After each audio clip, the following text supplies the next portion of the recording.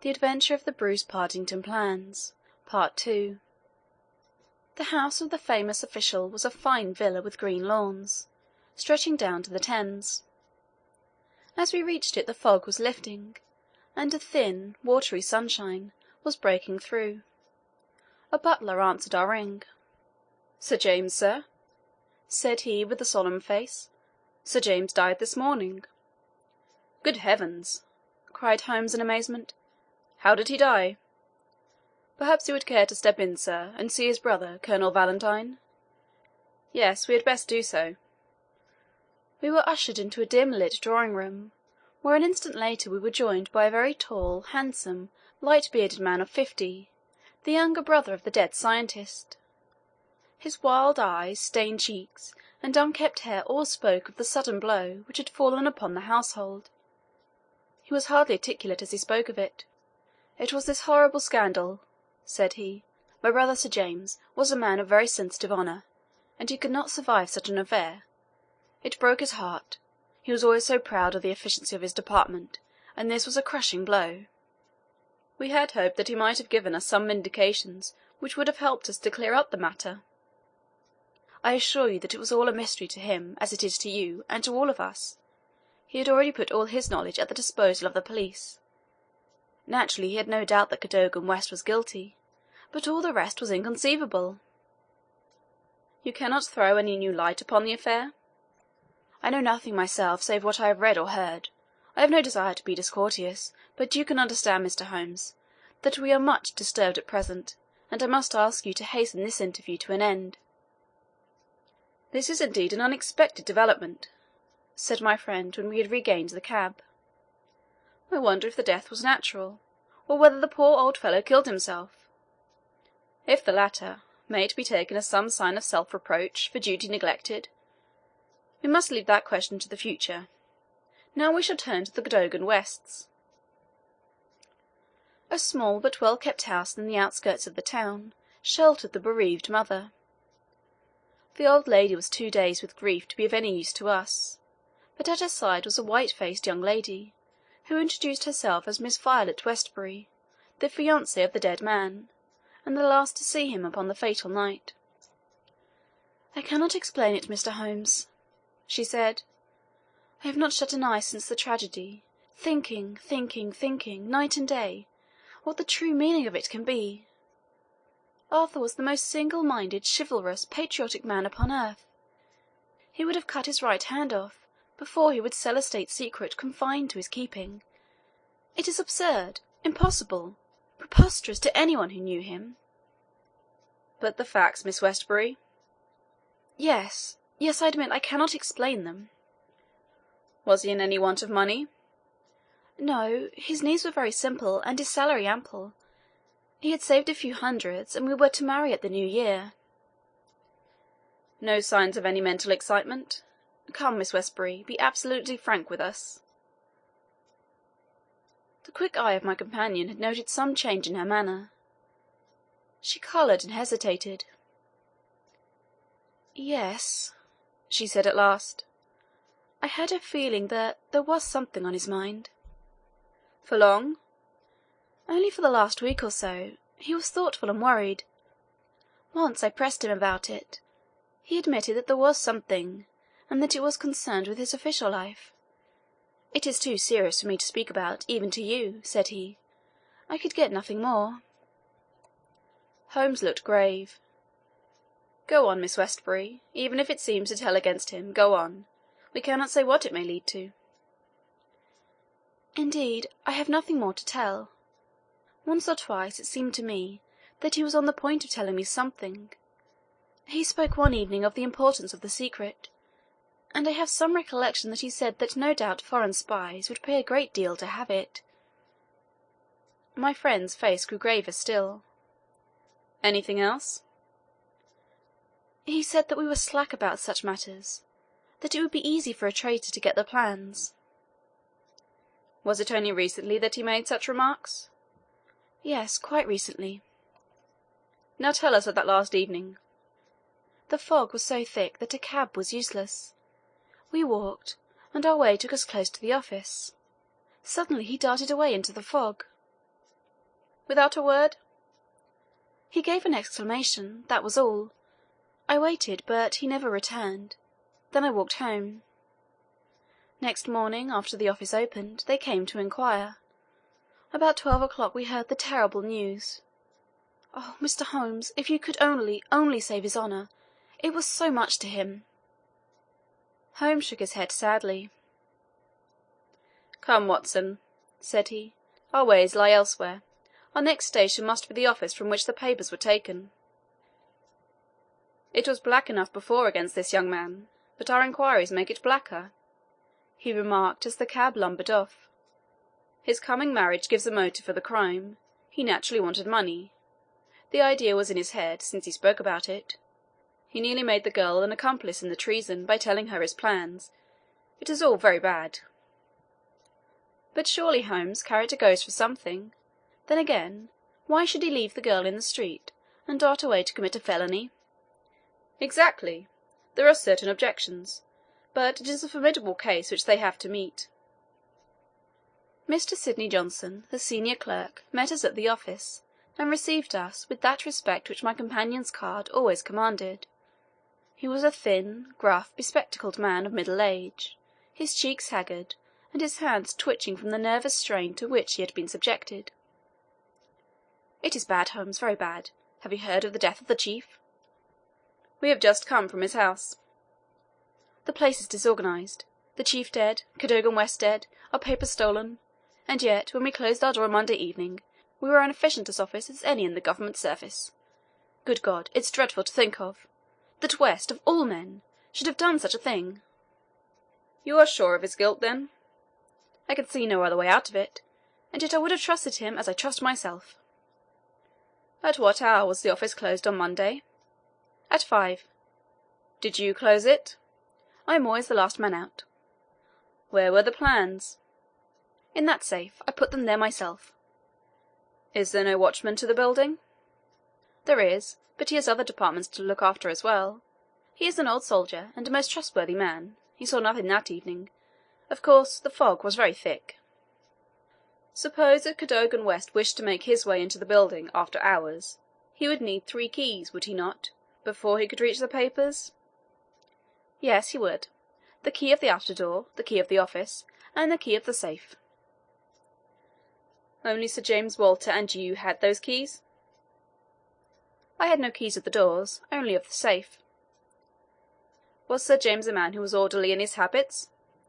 "Yes, I think he was. I know that so far as those 3 keys are concerned, he kept them on the same ring. I have often seen them there." "And that ring went with him to London?" "He said so." "And your keys never left your possession?" "Never." "Then West, if he is the culprit, must have had a duplicate, and yet none was found upon his body. One other point. If a clerk in this office desired to sell the plans, would it not be simpler to copy the plans for himself than to take the originals, as was actually done? It would take considerable technical knowledge to copy the plans in an effective way." "But I suppose either Sir James, or you, or West had that technical knowledge?" "No doubt we had it, but I beg you won't try to drag me into this matter, Mr. Holmes. What is the use of our speculating in this way, when the original plans were actually found on West?" "Well, it is certainly singular that he should run the risk of taking originals if he could safely have taken copies, which would have equally served his turn." "Singular, no doubt, and yet he did so." "Every inquiry in this case reveals something inexplicable. Now there are 3 papers still missing. They are, as I understand, the vital ones?" "Yes, that is so." "Do you mean to say that anyone holding these 3 papers, and without the 7 others, could construct a Bruce Partington submarine?" "I reported to that effect to the Admiralty, but to-day I've been going over the drawings again, and I am not so sure of it. The double valves with the automatic self-adjusting slots are drawn in one of the papers which have been returned. Until the foreigners had invented that for themselves, they could not make the boat. Of course, they might soon get over the difficulty." "But the 3 missing drawings are the most important?" "Undoubtedly." "I thank you. With your permission, I will now take a stroll round the premises. I do not recall any other question which I desired to ask." He examined the lock of the safe, the door of the room, and finally the iron shutters of the window. It was only when we were on the lawn outside that his interest was strongly excited. There was a laurel bush outside the window, and several of the branches bore signs of having been twisted or snapped. He examined them carefully with his lens, and then some dim and vague marks upon the earth beneath. Finally he asked the chief clerk to close the iron shutters, and he pointed out to me that they hardly met in the centre, and that it would be possible for anyone outside to see what was going on within the room. "The indications are ruined by the 3 days' delay. They may mean something or nothing. Well, Watson, I do not think that Woolwich can help us further. It is a small crop which we have gathered. Let us see if we can do better in London." Yet we added one more sheaf to our harvest before we left Woolwich station. The clerk in the ticket office was able to say with confidence that he saw Cadogan West, whom he knew well by sight, upon the Monday night, and that he went to London by the 8:15 to London Bridge. He was alone, and took a single third-class ticket. The clerk was struck at the time by his excited and nervous manner. So shaken was he that he could hardly pick up his change, and the clerk had helped him with it. A reference to the timetable showed that the 8:15 was the first train which it was possible for West to take after he had left the lady about 7:30. "Let us reconstruct, Watson," said Holmes, after half an hour of silence. "I am not aware that in all our joint researches we have ever had a case which was more difficult to get at. Every fresh advice which we make only reveals a fresh ridge beyond, and yet we have surely made some appreciable progress. The effect of our inquiries at Woolwich has in the main been against young Cadogan West. But the indications at the window would lend themselves to a more favourable hypothesis. Let us suppose, for example, that he had been approached by some foreign agent. It might have been done under such pledges as would have prevented him from speaking of it, and yet would have affected his thoughts in the direction indicated by his remarks to his fiancée. Very good. We will now suppose that as he went to the theatre with the young lady, he suddenly, in the fog, caught a glimpse of this same agent going in the direction of the office. He was an impetuous man, quick in his decisions. Everything gave way to his duty. He followed the man, reached the window, saw the abstraction of the documents, and pursued the thief. In this way we get over the objection that no one would take originals when he could make copies. This outsider had to take originals. So far it holds together. What is the next step? Then we come into difficulties. One would imagine that, under such circumstances, the first act of young Cadogan West would be to seize the villain and raise the alarm. Why did he not do so? Could it have been an official superior who took the papers? That would explain West's conduct. Or could the chief have given West the slip in the fog, and West started at once to London to head him off from his own rooms, presuming that he knew where the rooms were? The call must have been very pressing, since he left his girl standing in the fog and made no effort to communicate with her. Our scent runs cold here, and there is a vast gap between either hypothesis and the laying of West's body, with 7 papers in his pocket, on the roof of a metropolitan train. My instinct now is to work from the other end. If Mycroft has given us a list of addresses, we may be able to pick up our man and follow 2 tracks instead of 1. Surely enough, a note awaited us at Baker Street. A government messenger had brought it post-haste. Holmes glanced at it and threw it over to me. There are numerous small fry, but few who would handle so big an affair. The only men worth considering are Adolphe Mayer, of 13 Great George Street, Westminster, Louis Le Rothier, of Camden Mansions, Notting Hill, and Hugh Oberstein, 13 Coalfield Gardens, Kensington. The latter was known to be in town on Monday, and is now reported as having left. Glad to hear you have seen some light. The Cabinet awaits your final report with the utmost anxiety. Urgent representations have arrived from the highest quarter. The whole force of the state is at your back if you should need it. Mycroft. "I'm afraid," said Holmes, smiling, "that all the Queen's horses and all the Queen's men cannot avail in this matter." He had spread out his big map of London, and leaned eagerly over it. "Well, well," said he presently, with an exclamation of satisfaction, "things are turning a little in our direction at last. Why, Watson, I do honestly believe that we are going to pull it off after all." He slapped me on the shoulder with a sudden burst of hilarity. "I am going out now. It is only a reconnaissance. I will do nothing serious without my trusted comrade and biographer at my elbow. Do you stay here, and the odds are that you will see me again in an hour or two. If time hangs heavy, get foolscap and a pen, and begin your narrative of how we saved the state." I felt some reflection of his elation in my own mind, for I knew well that he would not depart so far from his usual austerity of demeanour unless there was good cause for exultation. All the long November evening I waited, filled with impatience for his return. At last, shortly after 9 o'clock, there arrived a messenger with a note. "I'm dining at Goldini's restaurant, Gloucester Road, Kensington. Please come at once and join me there. Bring with you a jemmy, a dark lantern, a chisel, and a revolver. S.H." It was a nice equipment for a respectable citizen to carry through the dim, fog-draped streets.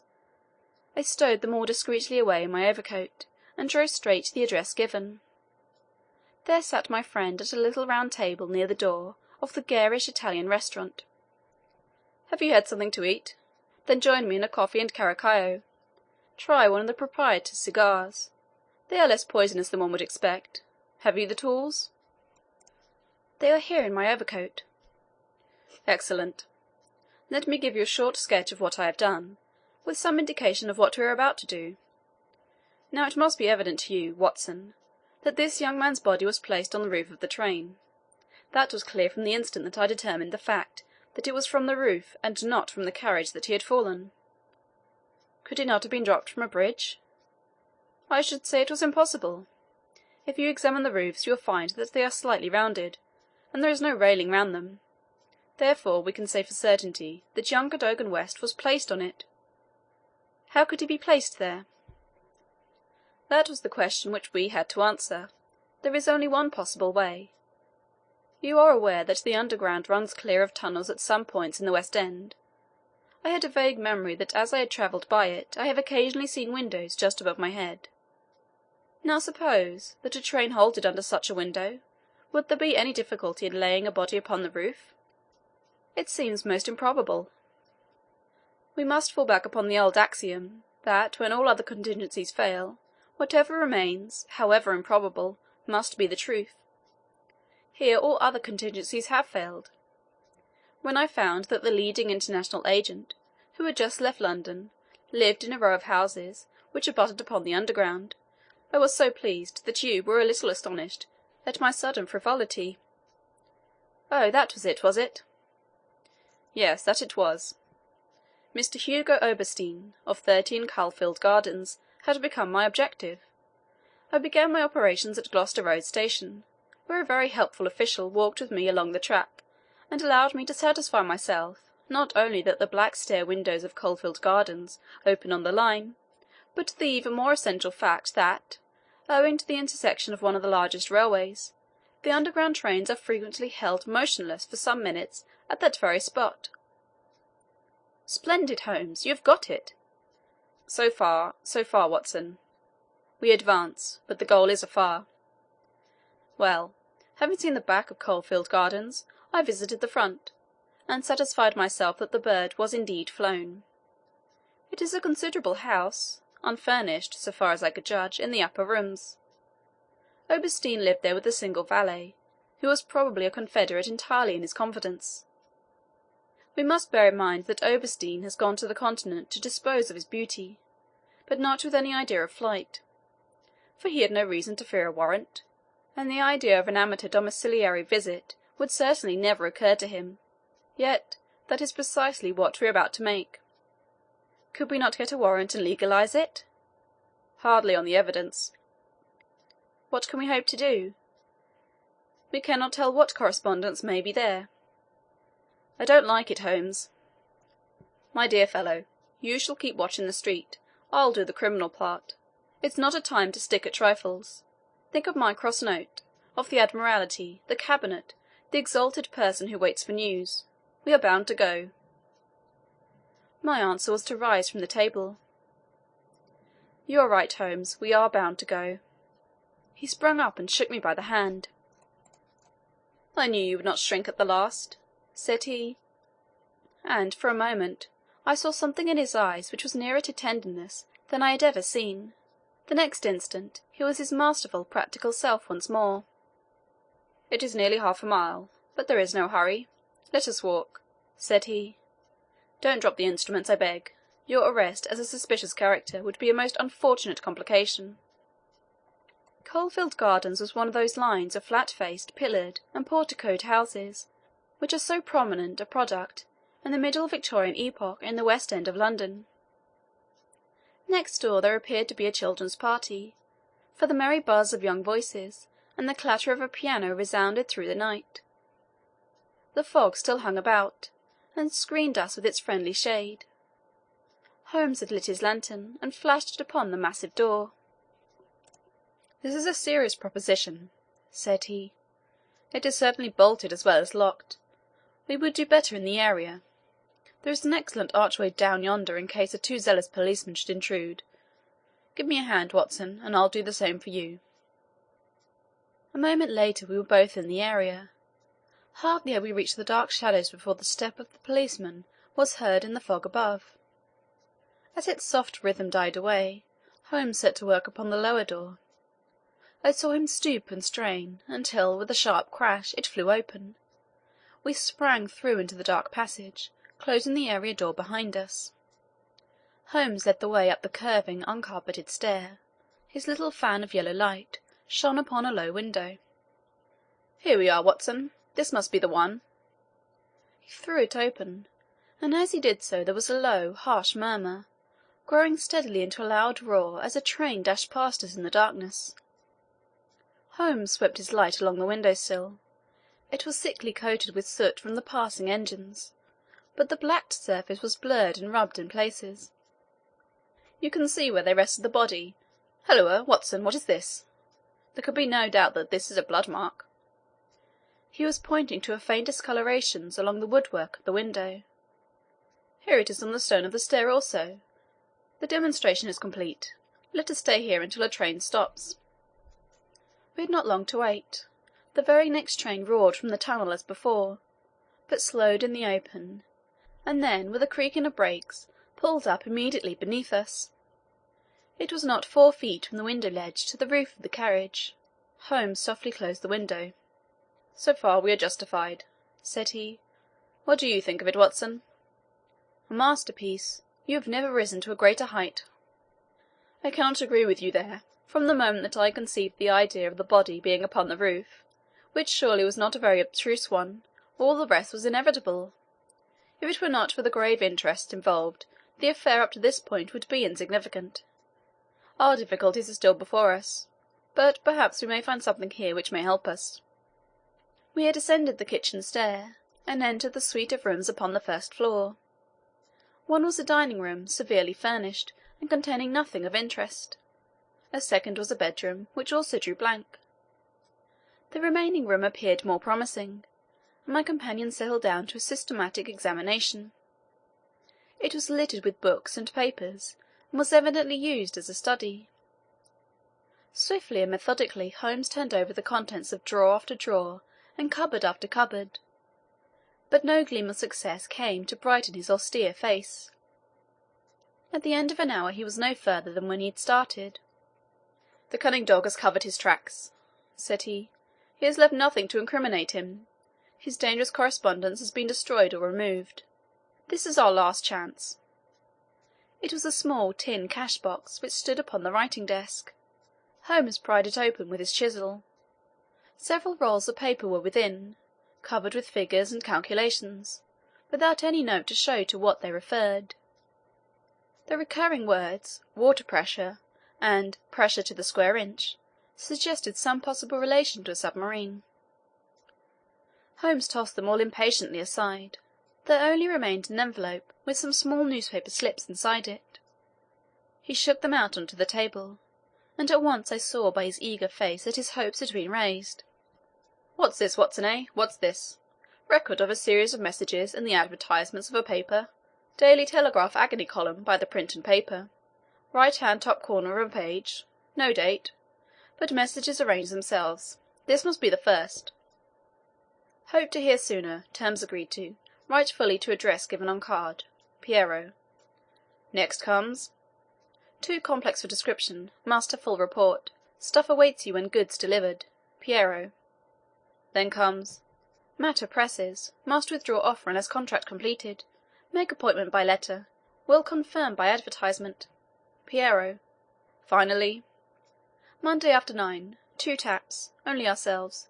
Do not be suspicious. Payment in hard cash when goods delivered. Piero. A fairly complete record, Watson. If we could only get at the man at the other end, he said, lost in thought, tapping his fingers on the table. Finally he sprang to his feet. Well, perhaps it won't be so difficult after all. There is nothing more to be done here, Watson. I think we might drive round to the offices of the Daily Telegraph, and so bring a good day's work to conclusion.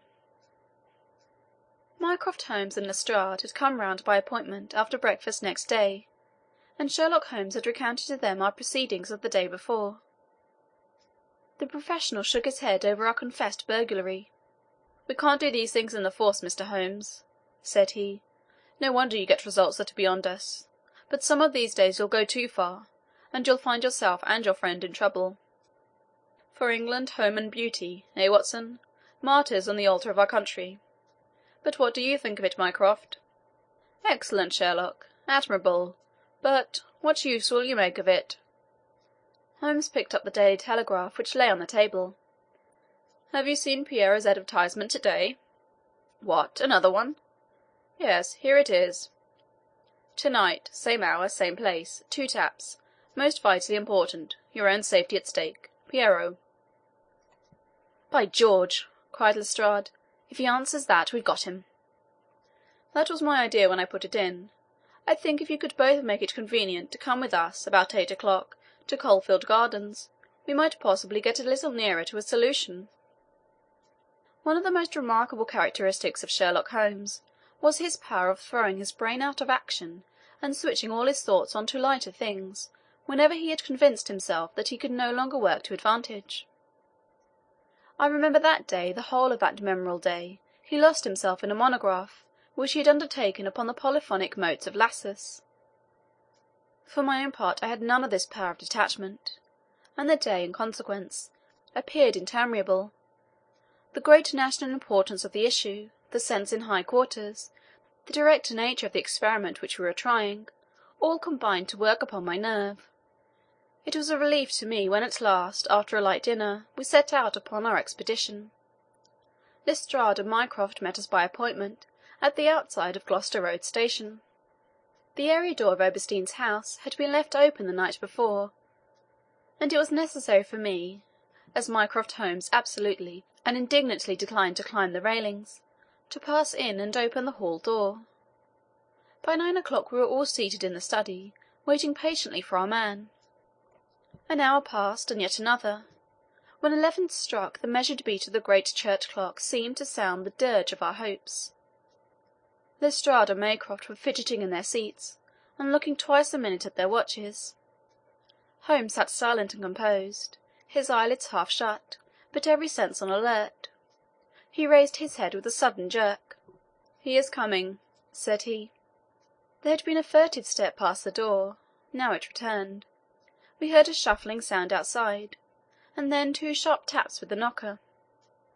Holmes rose, motioning us to remain seated. The gas in the hall was a mere point of light. He opened the outer door, and then as a dark figure slipped past him he closed it and fastened it. "This way," we heard him say, and a moment later our man stood before us. Holmes had followed him closely, and as the man turned with a cry of surprise and alarm, he caught him by the collar and threw him back into the room. Before our prisoner had recovered his balance, the door was shut, and Holmes standing with his back against it. The man glared round him, staggered, and fell senseless upon the floor. With the shock, his broad-brimmed hat flew from his head, his cravat slipped down from his lips, and there were the long light beard and the soft, handsome, delicate features of Colonel Valentine Walter. Holmes gave a whistle of surprise. "You can write me down an ass this time, Watson," said he. "This was not the bird that I was looking for." "Who is he?" asked Mycroft eagerly. "The younger brother of the late Sir James Walter, the head of the submarine department." Yes, I see the fall of the cards. He is coming too. I think that you had best leave his examination to me." We had carried the prostrate body to the sofa. Now our prisoner sat up, looked round him with a horror-stricken face, and passed his hand over his forehead like one who cannot believe his own senses. "What is this?" he asked. "I came here to visit Mr. Oberdstein." "Everything is known, Colonel Walter," said Holmes. "How an English gentleman could behave in such a manner is beyond my comprehension. But your whole correspondence and relations with Oberdstein are within our knowledge. So also are the circumstances connected with the death of young Cadogan West. Let me advise you to gain at least the small credit for repentance and a confession, since there are still some details which we can only learn from your lips." The man groaned and sank his face in his hands. We waited, but he was silent. "I can assure you," said Holmes, "that every essential is already known. We know that you were pressed for money, that you took an impress of the keys which your brother held, and that you entered into a correspondence with Oberdstein, who answered your letters through the advertisement columns of the Daily Telegraph. We are aware that you went down to the office in the fog on Monday night, but that you were seen and followed by young Cadogan West, who had probably some previous reason to suspect you. He saw your theft, but could not give the alarm, as it was just possible that you had taken the papers to your brother in London. Leaving all his private concerns, like the good citizen that he was, he followed you closely in the fog, and kept at your heels until you reached this very house. There he intervened, and then it was, Colonel, that to treason you added the more terrible crime of murder." I did not! Before God, I swear that I did not!" cried our wretched prisoner. "Tell us, then, how Cadogan West met his end before you laid him upon the roof of a railway carriage." "I will. I swear to you that I will. I did the rest. I confess it. It was just as you say. A stock exchange debt had to be paid. I needed the money badly. Oberdstein offered me 5,000. It was to save myself from ruin. But as to murder, I am as innocent as you." "What happened then?" "He had his suspicions before, and he followed me as you describe. I never knew it until I was at this very door. It was thick fog, and one could not see 3 yards. I had given 2 taps, and Oberdstein came to the door. The young man rushed up and demanded to know what we were about to do with the papers. Oberdstein had a short life-preserver. He always carried it with him. As West forced his way after us into the house, Oberdstein struck him on the head. The blow was a fatal one. He was dead within 5 minutes. There he lay in the hall, and we were at our wits' end what to do. Then Oberdstein had this idea about the trains which halted under his back window. But first he examined the papers which I had brought. He said that 3 of them were essential, and that he must keep them. 'You cannot keep them,' said I. 'There will be a dreadful row at Woolwich if they are not returned.' 'I must keep them,' said he, 'for they are so technical that it is impossible in time to make copies.' 'Then they must all go back together to-night,' said I. He thought for a little, and then he cried out that he had it. 3 I will keep,' said he. 'The others we will stuff into the pocket of this young man. When he is found, the whole business will assuredly be put to his account.' I could see no other way of it, so we did as he suggested. We waited half an hour at the window before a train stopped. It was so thick that nothing could be seen, and we had no difficulty lowering West's body on to the train. That was the end of the matter so far as I was concerned." "And your brother?" "He said nothing, but he had caught me once with his keys, and I think that he suspected. I read in his eyes that he suspected. As you know, he never held up his head again." There was silence in the room. It was broken by Mycroft Holmes. "Can you not make reparation? It would ease your conscience, and possibly your punishment." "What reparation can I make?" "Where is Oberdstein with the papers?" "I do not know." "Did he give you no address?" "He said that letters to the Hotel de Leu of Paris would eventually reach him." "Then reputation is still within your power," said Sherlock Holmes. "I will do anything I can. I owe this fellow no particular goodwill. He has been my ruin and my downfall. Here are pen and paper. Sit at this desk, and write to my dictation. Direct the envelope to the address given. That is right. Now, the letter. Dear Sir, with regard to our transaction, you will no doubt have observed by now that one essential detail is missing. I have a tracing which will make it complete. This has involved me in extra trouble, however, and I must ask you for a further advance of £500. I will not trust it to the post, nor will I take anything but gold or notes. I would come to you abroad, but it would excite remark if I left the country at present. Therefore I shall expect to meet you in the smoking-room of the Charing Cross Hotel at noon on Saturday. Remember that only English notes or gold will be taken." "That will do very well. I shall be very much surprised if it does not fetch our man." And it did.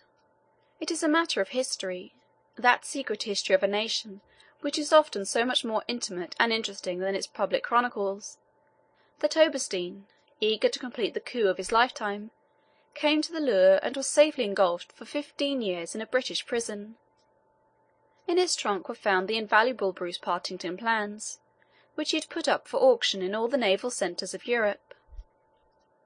Colonel Walter died in prison towards the end of the second year of his sentence. As to Holmes, he returned refreshed to his monograph upon the polyphonic motes of Lassus, which has since been printed for private circulation, and it is said by experts to be the last word upon the subject. Some weeks afterwards I learned incidentally that my friend spent a day at Windsor, whence he returned with a remarkably fine emerald tie-pin. When I asked him if he had brought it, he answered that it was a present from a certain gracious lady, in whose interests he had once been fortunate enough to carry out a small commission. He said no more, but I fancy that I could guess at the lady's august name, and I have little doubt that the emerald pin will for ever recall to my friend's memory the adventure of the Bruce Partington plans. End of the Adventure of the Bruce Partington Plans, Part 2.